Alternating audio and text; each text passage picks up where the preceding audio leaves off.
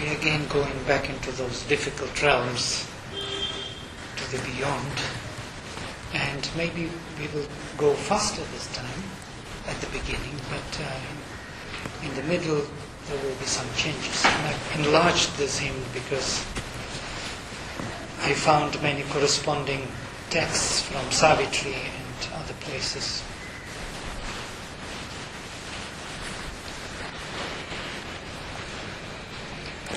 Om Ritena Rutam Apihitam Dharuvam Vam Suryasya Yatra Vimujantyashman Dasha Shata Sahatastustadekam Devanam Shreshtham Vapusham Apashyan Tatsuvam Mitra Varuna Mahitvam Irma Tastushira Ahabhir Dudure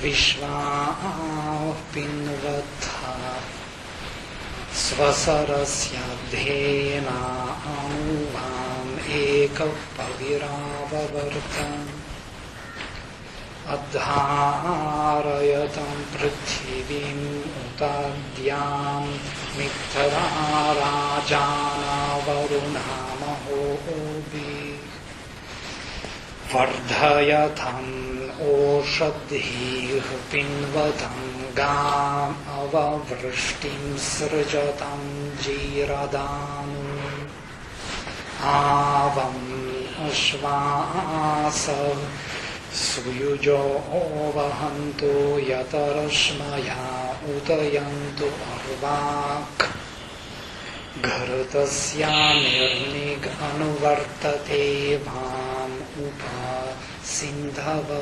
Pradiviksharanti Anushrutam Amatim Vardhad Uvim Barhir Iva Yajusha Rakshamana Namasvanta Dhrita Dakshadhi Garte Mitra Saathe Varunera Svanta Akravi Hasta Sukrite Paraspayam Trasathe Varunera Svantaha Rajana Kshatram Maharaniyamana Sahasrasthunam Bibhrtha Sahadvau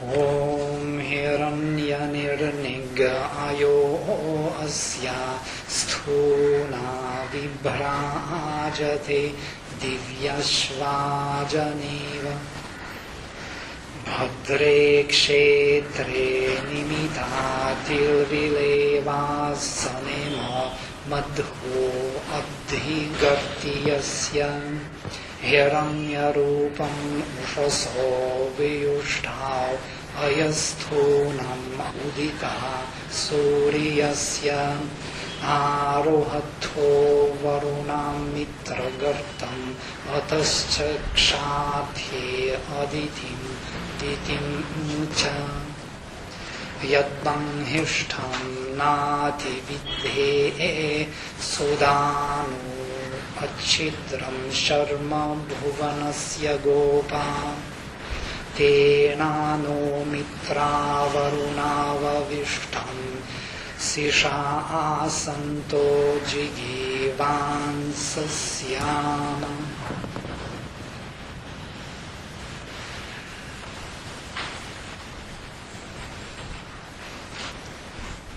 So the Lords of the 1,000-pillared home of truth and bliss.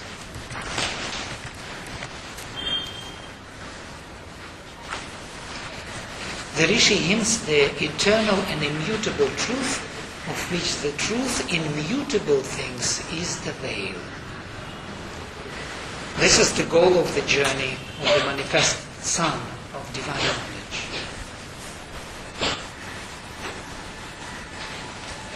It is the eternal unity of all things that are, and the supreme divine of which the gods are various forms.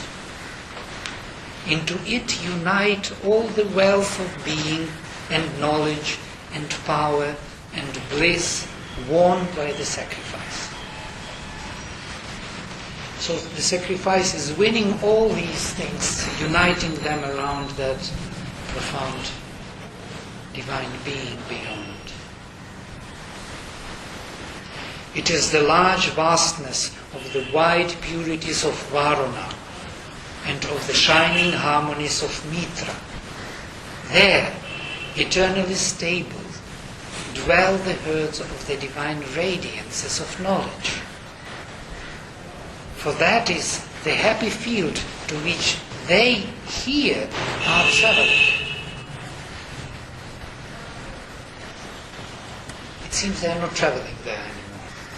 It's only here they are traveling.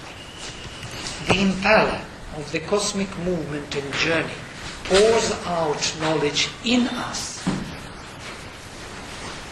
The milk of the herds, by the dawns of the inner light, and there descend the streams of the immortal existence, followed by the single and perfect movement of Mitra Varuna, the light and the purity, the harmony and the infinity.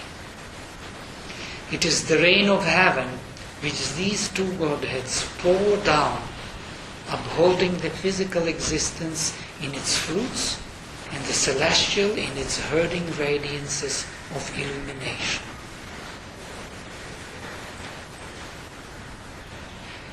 They thus create in man a force full of divine knowledge and a wide being which they guard and increase, a strewn seed for the sacrifice. Barais, the wideness within our consciousness. This thousand-pillared force of knowledge, they make a home for themselves and dwell there in the revelations of the Word. It is luminous in its form, and its pillars of life have an iron strength and stability. They ascend into it in the dawning, in the rising of the sun of knowledge, and look with the eye of their divine vision on the infinite existence and the finite, the indivisible unity of things and their multiplicity.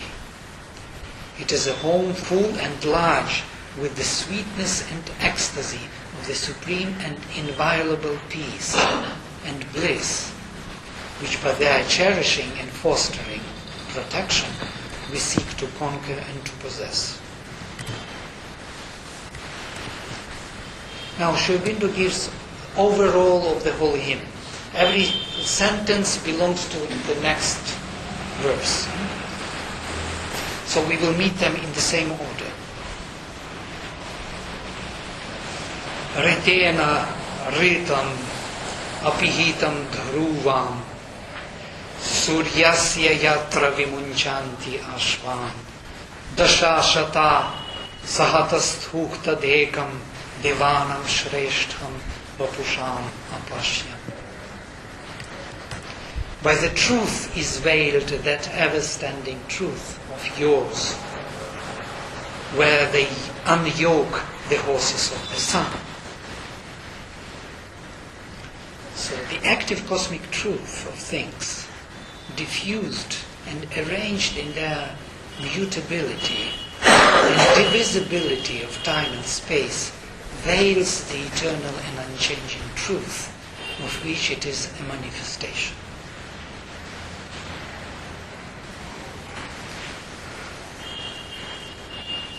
It's like avidya. Yeah? Avidya is a veil for vidya.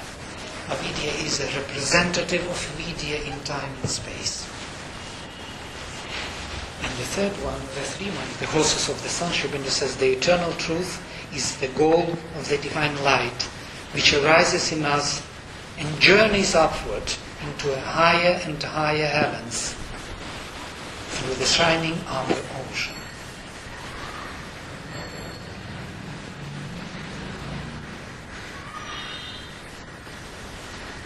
There the 10 hundreds stand still together. That one I have beheld, the greatest of the embodied gods. There are 2 notes.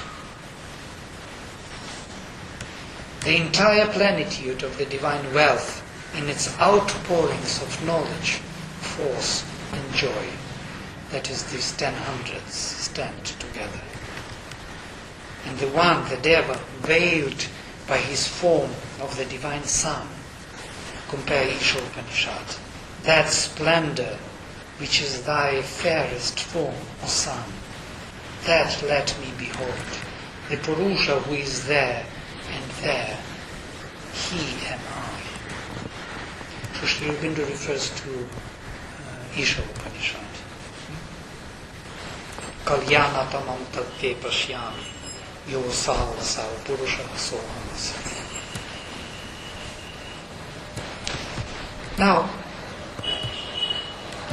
I went into this explanation by Sri Aurobindo, what is Varuna and Mitra from the secret of the Veda, in order for us to fundamentally understand. So we can go through it again. It's a very useful text to read it many times. And then if there would be some issues, we will dwell on them. The self-luminous one is the goal of the Aryan-minded. Therefore, the seers worship him in the image of the sun. One existent, him have the seers called by various names: Indra, Agni, Yama, Matarishvan. The phrases that one, that truth, occur constantly in the Veda in connection with the highest and with the image of his workings here, the sun. So the sun embodies both, the workings here in this universe and the image of that supreme reality. In one sublime and mystic chant, the refrain returns perpetually: the vast mightiness of the gods, that one. That is from Vishwamitra.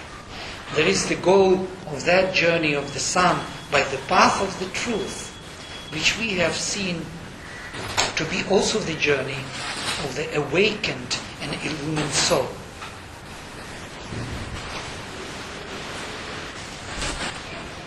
Concealed by this truth is that truth of you, of Mitra and Varuna, where they unyoke the horses of the sun.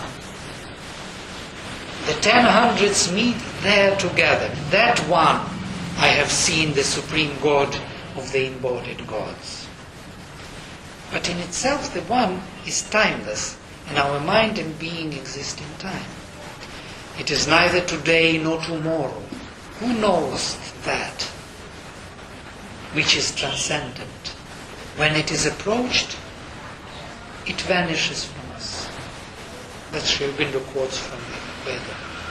Therefore, he says, we have to grow towards it by giving birth to the gods in ourselves. It seems that the gods in this creation, they are representing that supreme being in manifestation.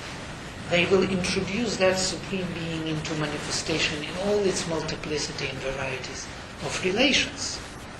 That's why we have to give them their birth in us, in ourselves, increasing their strong and radiant forms, building up their divine bodies. And this new birth and self-building is the true nature of the sacrifice. So we can see clearly here the evolutionary concept. The sacrifice through which there is the awakening of our consciousness to immortality.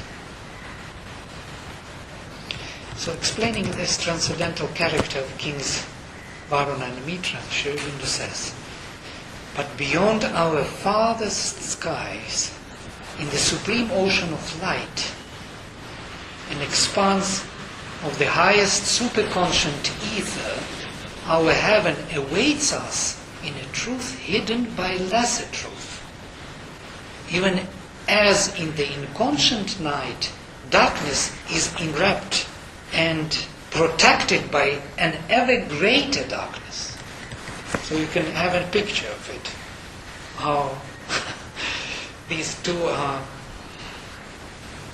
it's like fading away. Darkness is fading into light, but the darkness is protected by that greater darkness, and the light is protected by that greater light.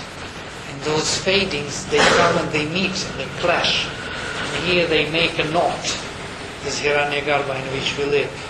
And through that Hiranyagarbha everything manifests, through this interaction of these two.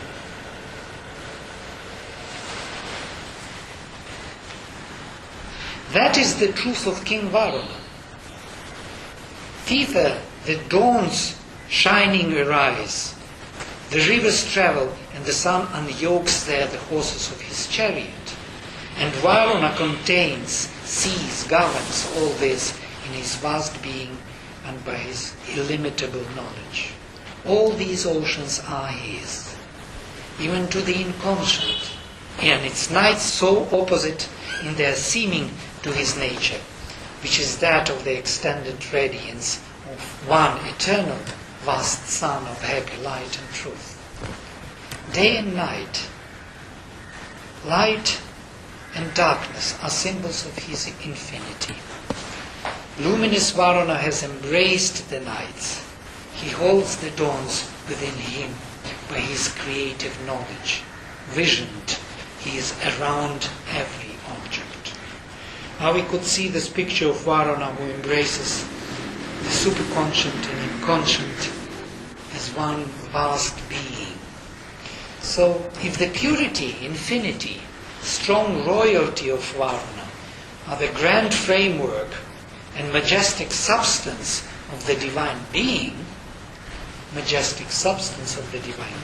self, Mitra is its beauty and perfection. King Varuna is one who sleeps not, but is awake and mighty forever, eternally, an effective force and worker for the truth and the right. Still he acts as the guardian of the truth, rather than constitutes it, or constitutes rather through the action of other godheads who avail themselves of his wideness and surging force. He keeps, drives even the shining herds, but does not assemble them in the pastures.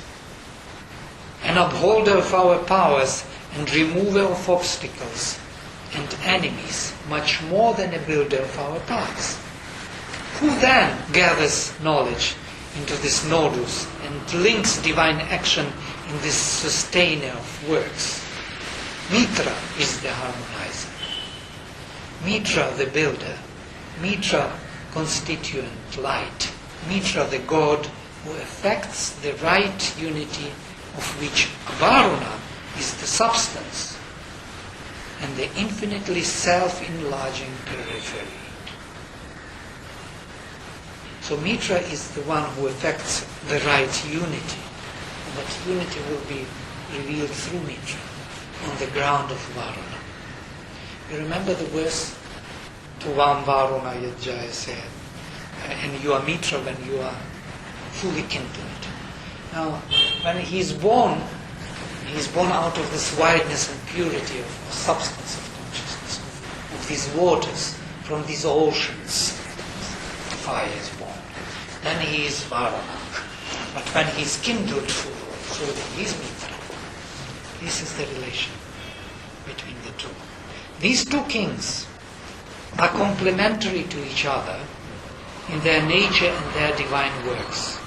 In them we find, and by them we gain, harmony in largeness. We see in the Godhead an increase in ourselves purity without defect, basing love, faultless in wisdom.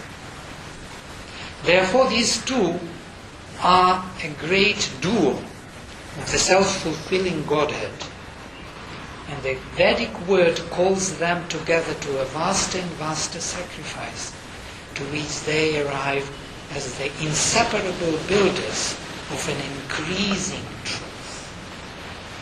Now, there is no end to this increase, there is no end to the wonders of manifestation, and this Varuna's periphery is tending to grow always.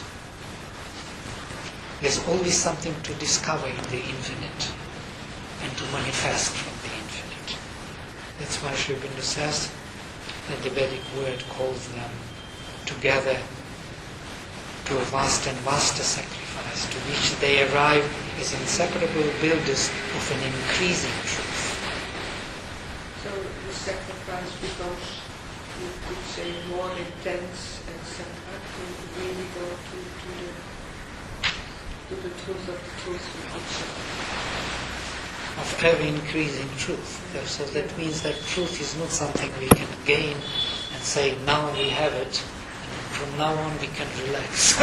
I can go on pension and be happy with that. It won't do. So it will be much more to do. More we discover, more will be there to discover. But that will be happier discovery. But the sacrifice includes the tapasya? Oh, I think tapasya will be off that time. Tapasya is necessary when there is an opposition in some way. But then there will be growth from, as I understand it, from light to light, where tapasya won't be there, if I am rightly understanding it. If you mean tapasya in the sense how it is used as austerity of some kind, that you have to... I mean intensity, that there is nothing else. As a force, yes. And tapasya not in the sense of austerity, but tapasya is a concentration of tapas. Yes. So I found very strange, very beautiful passages in Savitri, because wherever there were some rays or rain or of that kind, Vedic imagery, they beautifully correspond to this state of consciousness which we have to have in order to enter these hills. So if I read to you, you will immediately feel the relevance of this text. Sri Aurobindo beautifully describes the transcendental and its breakthrough into the lower realms of mind and life in Savitri. There is a being beyond the being of mind, an immeasurable cast into many forms, a miracle of the multitudinous one. There is a consciousness mind cannot touch, its speech cannot utter, nor its thought reveal. It has no home on earth, no center in man, yet is the source of all things, thought and done, the fount of the creation and its works. It is the origin of all truth here, the sun orb of mind's fragmentary rays. Infinity's heaven that spills the rain of God. Infinity's heaven that spills the rain of God, the immense that calls to man to expand the spirit. This is Varuna. The wide aim that justifies his narrow attempts. A channel for the little he tastes of bliss. Some shall be made the glory's receptacles and vehicles of the Eternal's luminous power. These are the high forerunners, the heads of time, the great deliverers of earth-bound mind. These are the rishis, the high transfigurers of human clay, the firstborn of a new supernal race. The incarnate dual power shall open God's door. Eternal supermind touch earthly time. The superman shall wake in mortal man and manifest the hidden demigod, or grow into the God light and God force, revealing the secret deity in the cave. Then shall the earth be touched by the Supreme. His bright unveiled transcendence shall illumine the mind and heart and force the life and act to interpret his inexpressible mystery in a heavenly alphabet of divinity's signs. The incarnate dual power shall open God's door, eternal supermind touch earthly time. Of course, I'm thinking about Mother Sri Aurobindo. But still, it's very close to the perception of what I see. I do not know how you see it, but I will go on. There are many passages. In the next passage, Sri Aurobindo shows how mental lesser truth is covering up the supreme truth, and how the transcendental is influencing and forming our life from the beyond, dripping as a bright hue through the gold lattices and the shields of the terrestrial mind. This brilliant roof of our descending plane, intercepting the free boon of heaven's air, admits small inrushes of a mighty breath, or fragrant circuits through gold lattices. Hiranmayena Patrena. It shields our ceiling of terrestrial mind from deathless suns and the streaming of God's rain. Otherwise we would be overflowed with it, so we need that shield. From deathless suns and streaming of God's rain, yet canalizes a strange irised glow. Now the glow becomes irised, it becomes like a rainbow. Yeah? All the colors appear from this golden light. And bright dews drip from the immortal sky. Yes. Dews which we get as the highest intuitions here. A passage from the powers that move our days, occult behind this grosser nature's walls, a gossamer marriage hall of mind with her, is hidden by a tapestry of dreams. Heaven's meanings steal through it as through a veil. Its inner sight sustains this outer scene. You can see this image of our world being a veil for that real being living within.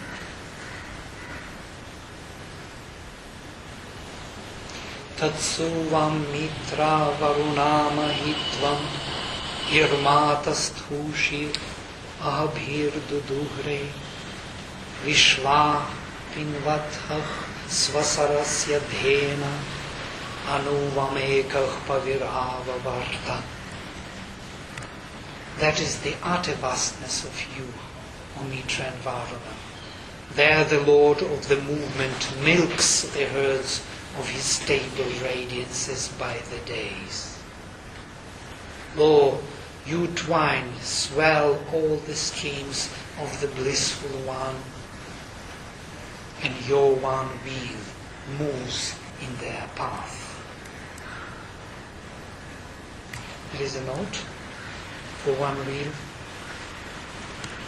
The unified movement, when the lower wheel of the sun is struck away, the inferior truth is taken up into the unity of the higher truth, from which it now seems to be separate in its motion.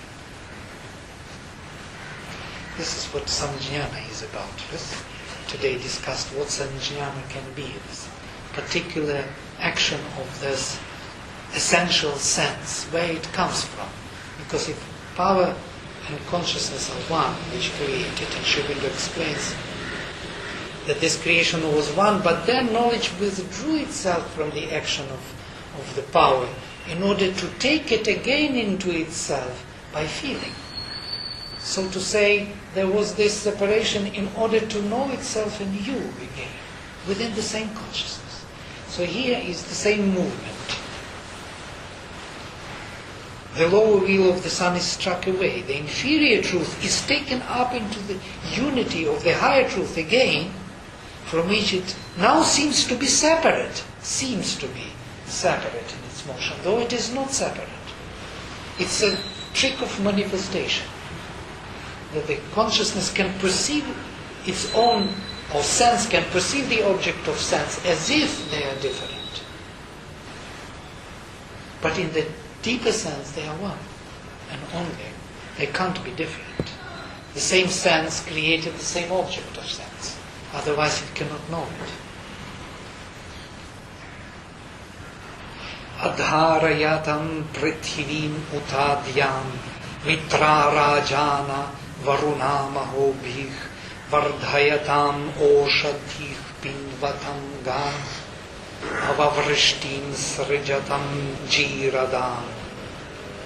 You uphold earth and heaven, O Mitra King and King Varuna. By your greatnesses, you increase the growths of earth. You nourish the shining herds of heaven. You pour forth the rain of its waters, O swift in strength.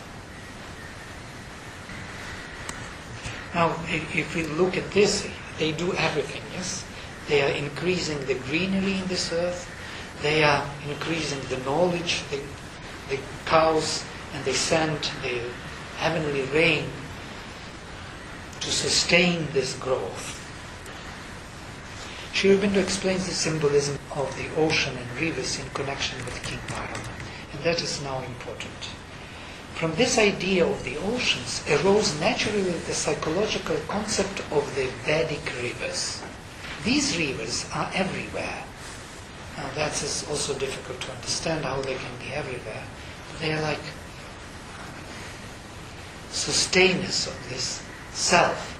They are breaking through from all sides. This ocean is everywhere. The supreme ocean above and the darker ocean below, but these waters are moving up and down. These are the waters which flow down from the mountain and ascend the mind, ranging through the illumining with their flow the dark subconscious secret of Kritra. They are the mighty ones of heaven whom Indra brings down on the earth. They are the streams of the truth. They are the rain from the luminous heavens. They are the 7 eternal sisters and companions. They are the divine waters who have knowledge. They descend upon the earth. They rise from the ocean. They flow to the ocean. They break out from the doors of the panis who hold them back. They ascend to the supreme seas. Oceanic Varuna is king of all these waters. In the uprising of the rivers, it is said he is a brother of 7 sisters. He is in their middle. And another rishi has sung, in the rivers Varuna is seated, upholding the law of his works, perfect in will for empire. Now it's difficult to imagine because we are speaking about uprising of the waters and rivers, not only descent.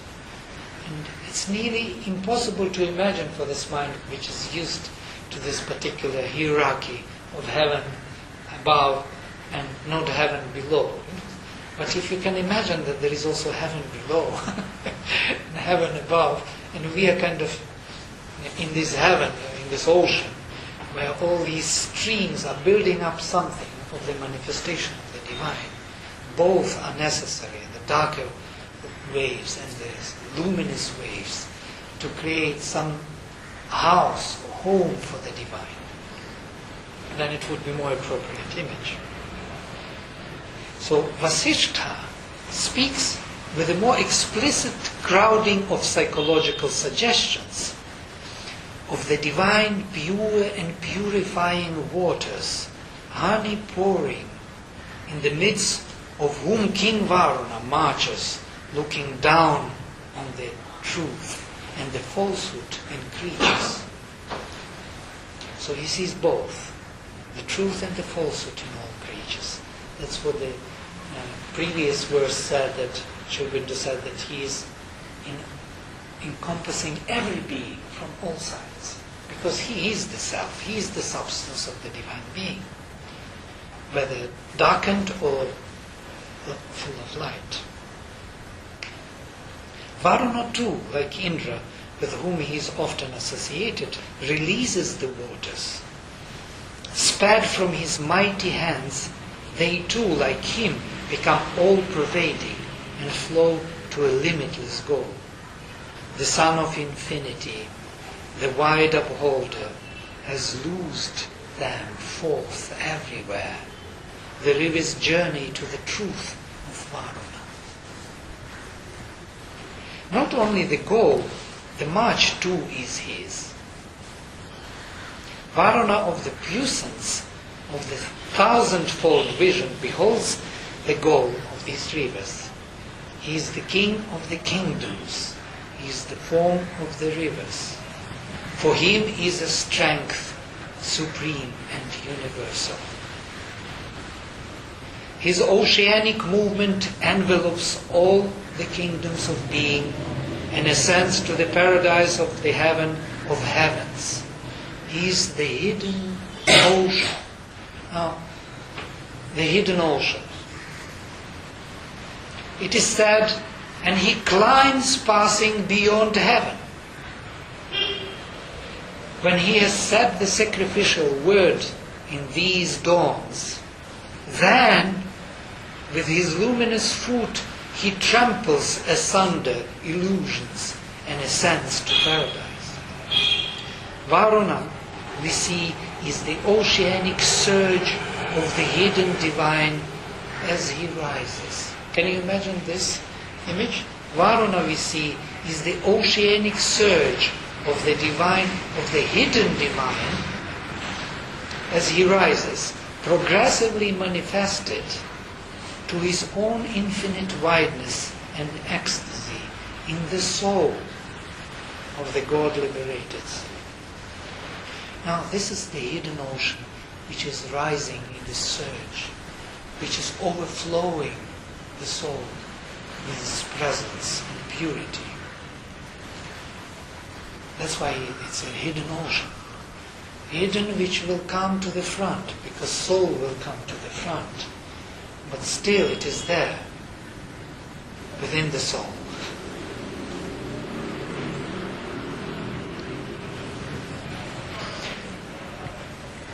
There are wonderful statements explaining the mystery of this creation in double terms of dwelling and the dwelling.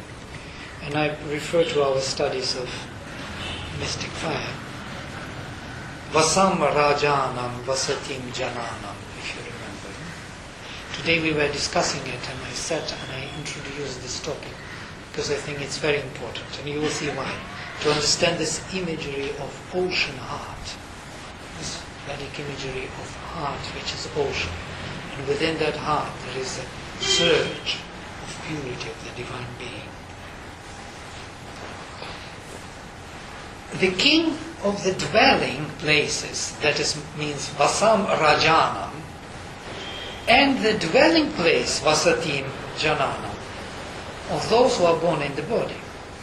Now this is Agni. Agni is the king of those dwelling places, and he is the dwelling place of people. Now he is the dwelling place, and he is the king of the dwelling places. Indicating that all the dwelling places are for him to dwell, and at the same time he himself is a dwelling place of all those creatures who got embodied in the physical body, who were born. Now that makes sense when we come back to this Isha, for example, the one who sees all the beings in himself and himself in all beings. It's this type of consciousness. When you see all beings in yourself is one thing, but when you see yourself in all beings is another vision. Yastu sarvani bhutani Atmani eva nupashyati. You remember, sarva bhuteshu chatmanam tapanam. Yasmin sarvani bhutani atmaiva bhut vijanatah. In whom all the beings became self. All the beings in him are self. So the whole world, manifestation, is within this self. That's why we can recognize ourselves in all the beings. This is the mystery. This is the double creation which is made in such a way. That's why this passage can be understood deeply, differently. That Varuna is the oceanic surge of the divine, hidden divine, as he rises, progressively manifested to his own infinite wideness and ecstasy in the soul of the God-liberated seer.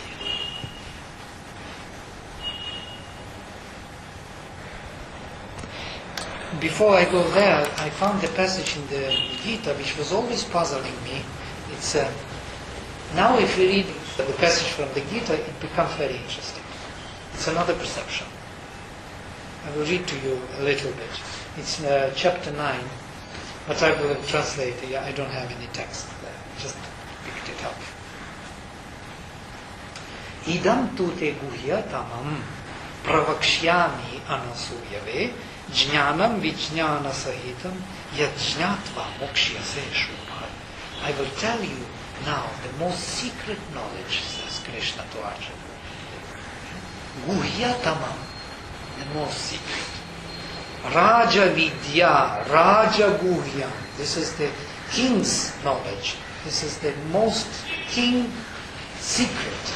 Pavitram idam uttamam. This is the purity, the supreme.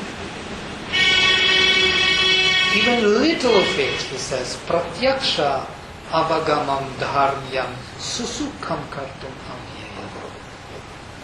Maya tatam idam sarvam jagat avyakta murtina matsthani sarvabhutani na chaham teshu avastitah. By me, all this world, tatam idam, is expanded or sacrificed from rutan, to pull out. This world is, by me, is pulled out, created. Avyakta murtina, the one who has the form of avyakta, who is not manifested. Matsthani sarvabhutani, all these beings are staying in me. Nachaham teshu avastita, and not I staying there. Now, all these beings are in him, in Krishna, in this avyakta murti, but I am not in them, he says. Nacha matsthani bhutani pashyame yogam aishvaram bhuta bhrinnacha bhutastho mamatma bhuta bhavana. And even not in me they stay. Look at this, my aishvaram yogam, my, how to say it, yoga full of this lordship, yes, of power of my mastery. Bhuta bharin nacha bhutastha mama atma bhuta bhavana. Myself, my atma, is carrying all the beings but not staying in them.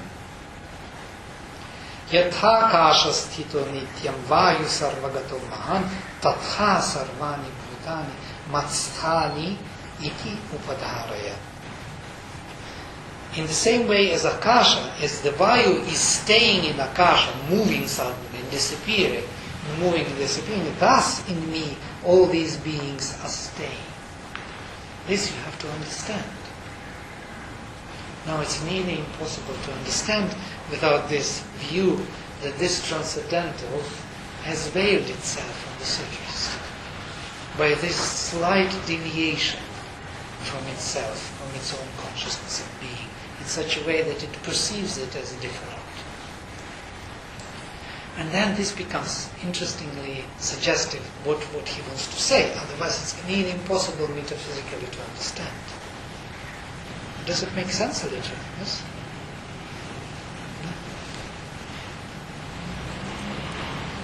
There is an interesting description of the relation between the lower and higher creation in Savitri, how the higher transcendental realms determine and conceive the creation below through the intermediaries, the sovereign kings of thought, Sri Aurobindo says, intercessors with the luminous unseen.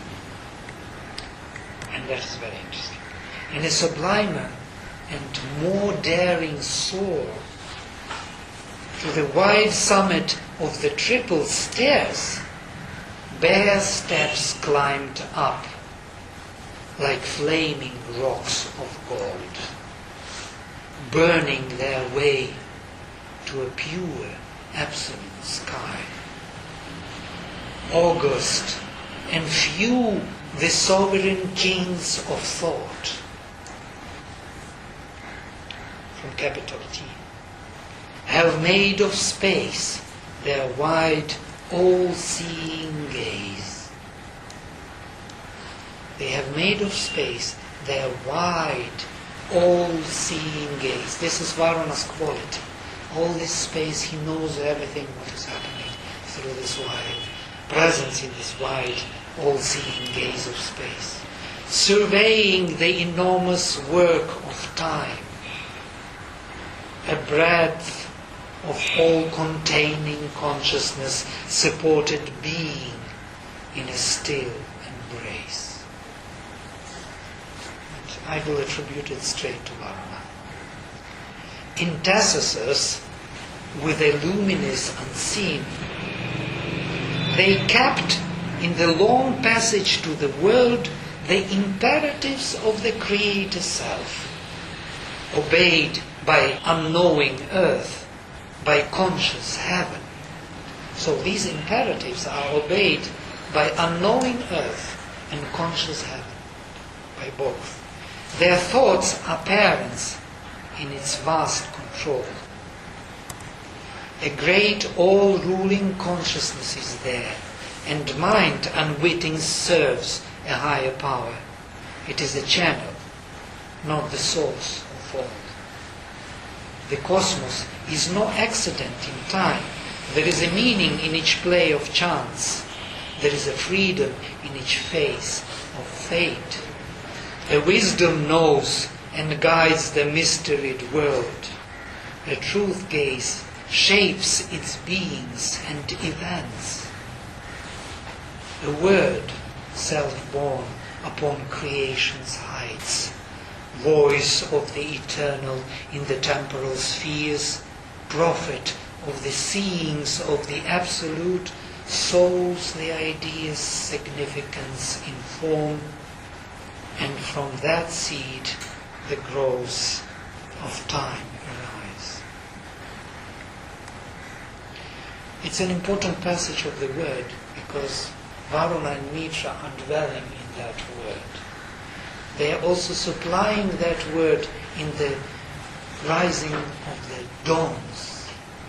That is Varuna and Mitra, they are the suppliers of the word.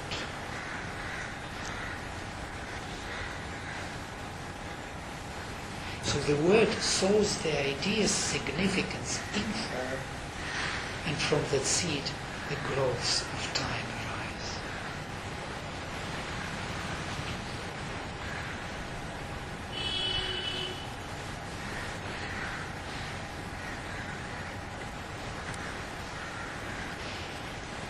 Avam ashvasach suyujo vahantu yatarashmaya upayantu arvak Garitasya nirnik anuvartatevam upasindhavav pradiviksharanti. Let horses perfectly yoked with their well-governed reins of light bear you down to us. The form of the clarity follows in your coming, and the rivers flow in the front of heaven. The rivers break through the heaven, because heaven is that ceiling, that cover through which the rain comes. So the transcendental purity and wideness with its harmony and bliss, well governed in power and knowledge, are invited now to come down into the lower hemisphere of the material body. And with them coming, the beatitude of the clarity follows. And the supreme rivers flow in front of the heaven. The transcendental rivers enter the creation. There is a wonderful passage about this in Savitri, about heavenly rivers of bliss and luminous force pouring down, and of the eagles of omniscience descending down from the beyond. And it is also Vedic imagery, and I have the whole appendix on it, on these eagles. Even on the struggling nature left below, strong periods of illumination came. Lightnings of glory after glory burned. Experience was a tale of blaze and fire. Air rippled round the augoses of the gods. Strange reaches sailed to him from the unseen. This is also, the boats are the Vedic imageries which are crossing these oceans. Splendors of insight filled the blank of thought.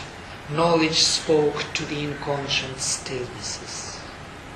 Rivers poured down of bliss and luminous force. Visits of beauty, stone sweeps of delight, rained from the all-powerful mystery above. Rained. Thence stooped the eagles of omniscience. From there stooped the eagles of omniscience. These are like lightnings. And these eagles of omniscience are mentioned here in the appendix. I want to go to them afterwards. A dense veil was rent, a mighty whisper heard, repeated in the privacy of his soul, a wisdom cry from rapt transcendences sang on the mountains of an unseen world. The voices that an inner listening hears conveyed to him their prophet utterances, and flame-wrapped outbursts of the immortal word, and flashes of an occult revealing light approached him from the unreachable secrecy.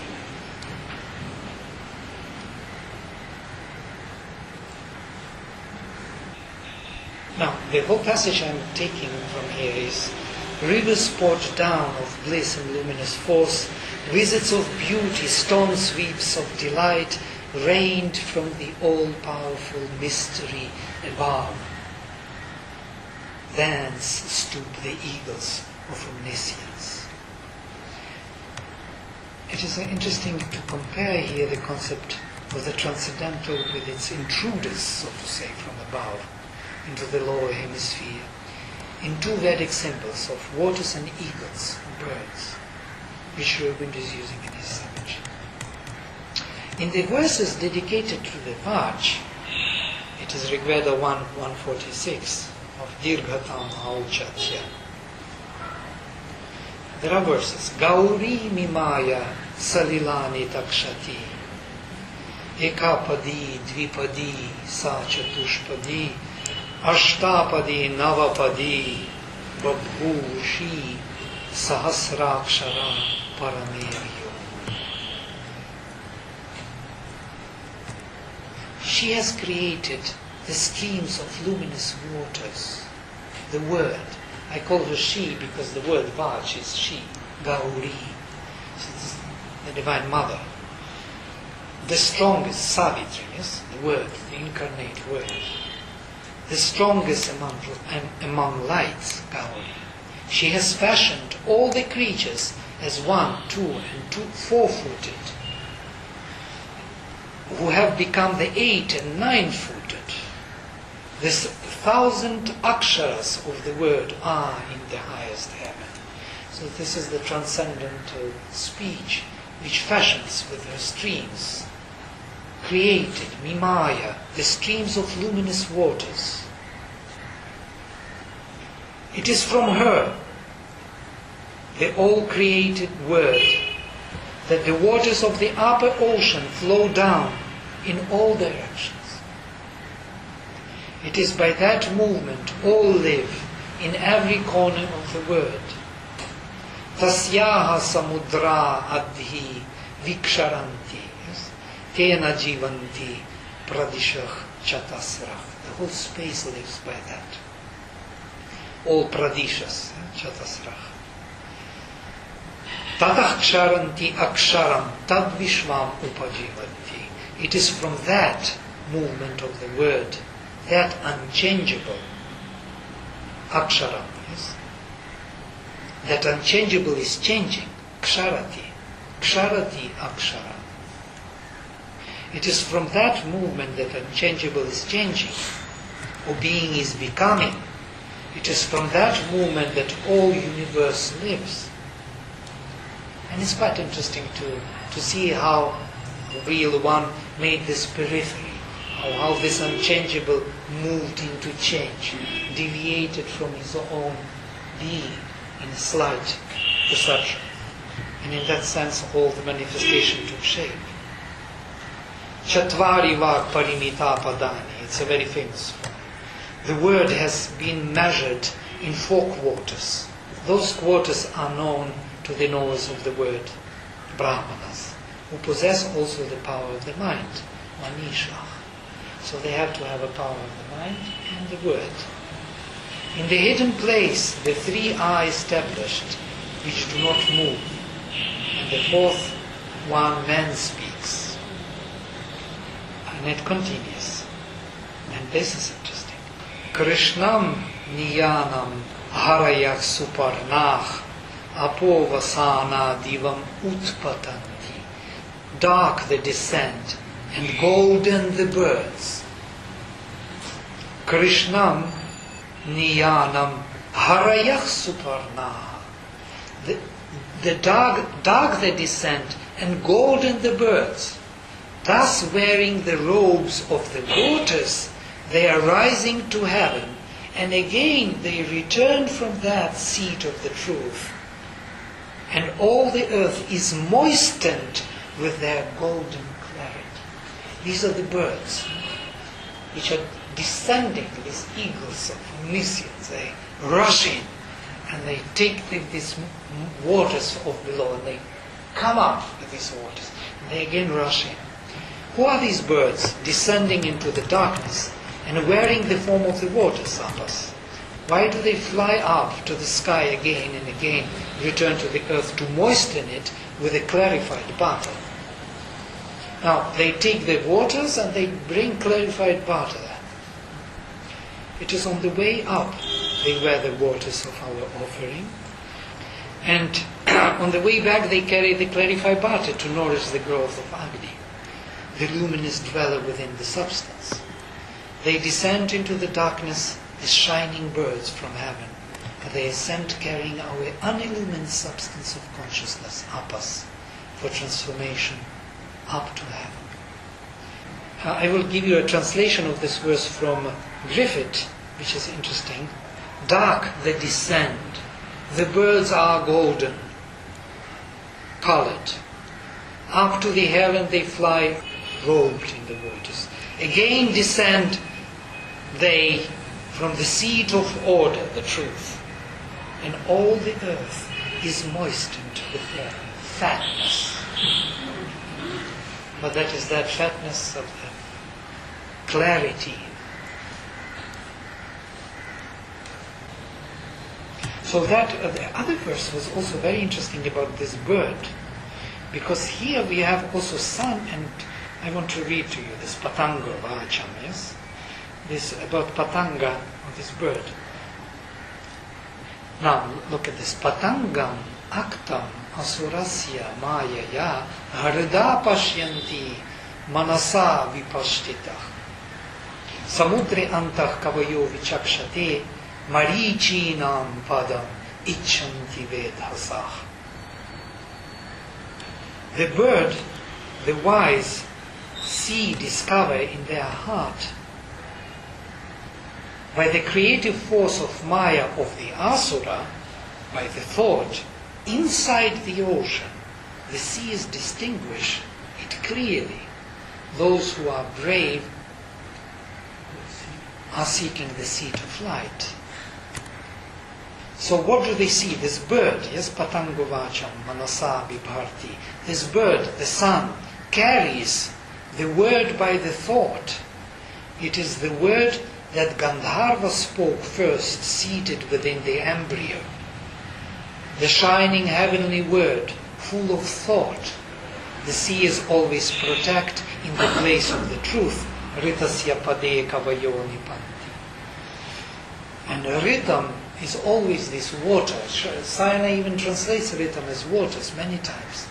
Because this is rhythm pibantau sukritasya loke. This is from Katha. They drink Rita. Rita is something dynamic, something of the ocean, of that quality of the water. So this bird again, yes, in the ocean. They saw the bird in the ocean, the sun. I saw him, the protector of knowledge.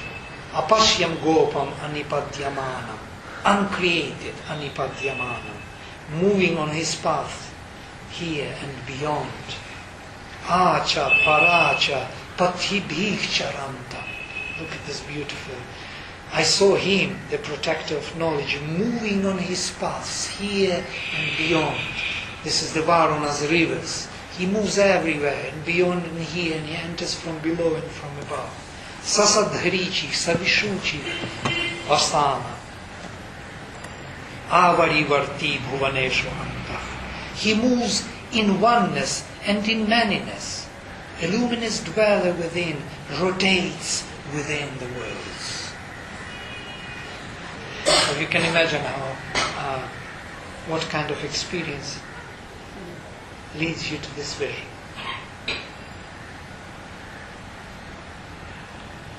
Now I stopped at number 5. The same number which we left last time. With more understanding now. It's easier now. Yeah, compared last time. It makes sense. Okay, then we will finish it very soon, I think, because main quotations were done. So I would not rush because there are 6 or 5 more. But I want to conclude maybe with this. When Sri Aurobindo describes how transcendental reality influences the life and consciousness of Ashwapati, he says something interesting. What happened to Ashwapati? A fit companion of the timeless kings, again kings, equaled with the godheads of the living suns.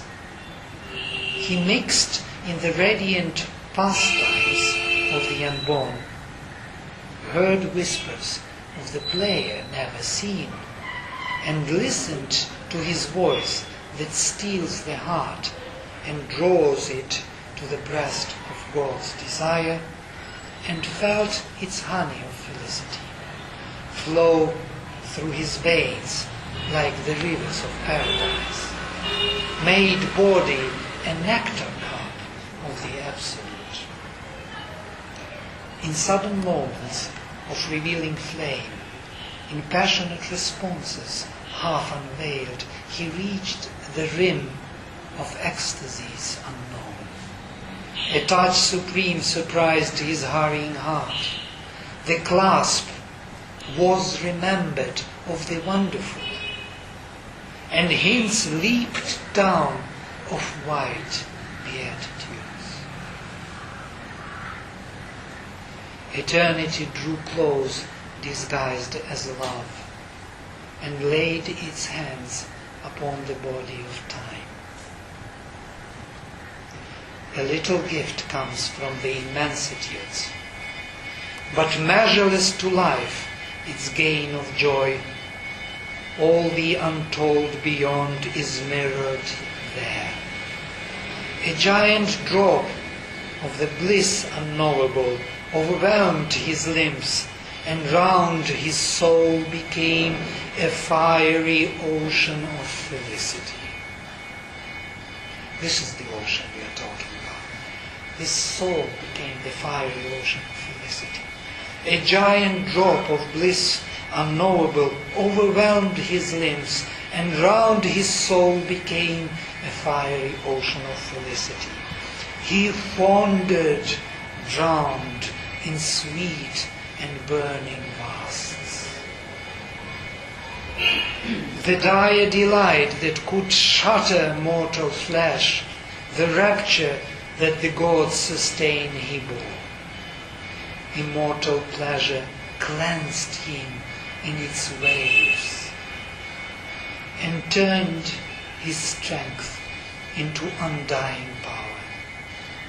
Immortality captured time and carried life.